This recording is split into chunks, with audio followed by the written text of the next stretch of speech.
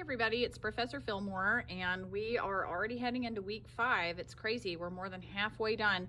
So let's talk about the important things for this week. This is our Moodle page, and this is week 5, September 14th through 20th. So again, you have your usual chart of your learning focus and all of the readings, learning activities, all the things you need to do. The videos that I'm recording now will be posted here. And then I have posted your essay number 2 outline. This was already posted on week 3, but I have just reposted it here. It's the exact same document because you will have an outline due this week. Then I also reposted this. It's my sample informative essay with color-coded works cited page and citations. So let's just make sure to remind ourselves of why I color-coded it. So I used some different shades of color. There's a light gray, a dark gray, a yellow, and a green, and a blue. And what I did is to try and help you make sense of how to know what to put in parentheses when you cite. So I covered this last week in my videos and in my news forum post, but anytime you cite from one of your sources, you take the first thing from the works cited entry and you put it inside parentheses so that I know which source you got that information from. Make sure whether you are directly quoting or paraphrasing from your sources that you are citing. You must cite or it's plagiarism. So I actually used the Writing Center's quick reference guide to format all 5 of my works cited entries. It's really easy to use. I covered it last week in my video, but I'll show you again really quick where to find it. And I had 3, the 3 in the middle that did not have authors. So don't forget, if you have an online source with no author, you just leave that out and move to the second thing, which is the article title. So there you go. That's my works cited page. And then color coding wise, it matches up to the different places I cited in my paper. So when you see Carter, which is the blue one, it just means that I got that information from this source. And when you see Zimmerman, which is right here, you know that it came from this source.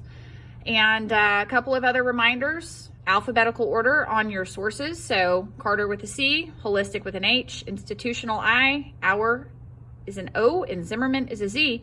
So that's how you know what order to put them in. Your essay, you are required to cite from a minimum of 3 sources. I had extra because I needed more information than what I found in my first 3 sources. So that is that sample essay again. And then to remind you where I figured out how to do my works cited entries, it's under Great Resources for You. And then you scroll down to MLA Resources, and it's this one right here, Quick Reference Guide.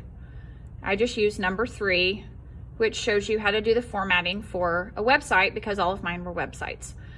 So that is that.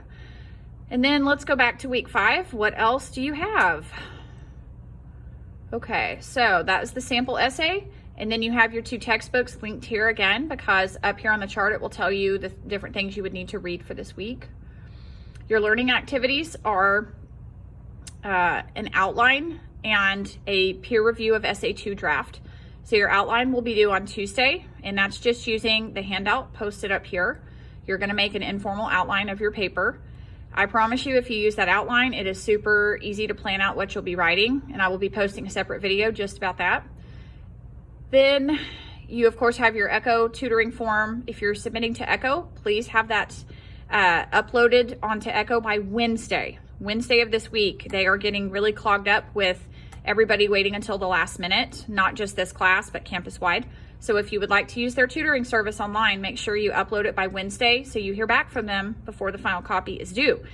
You can go in person to the Writing Center and bypass the line on ECHO. There's a helpful hints and revision checklist.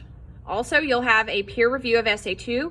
So your draft needs to be completed, MLA format. You need to have it as finished as possible so we can give you some feedback on what to correct. And then by Sunday, you'll turn in your final copy here on turnitin.com. So that's everything that you're doing on week 5, and then I'll record another video going into some specific things for you.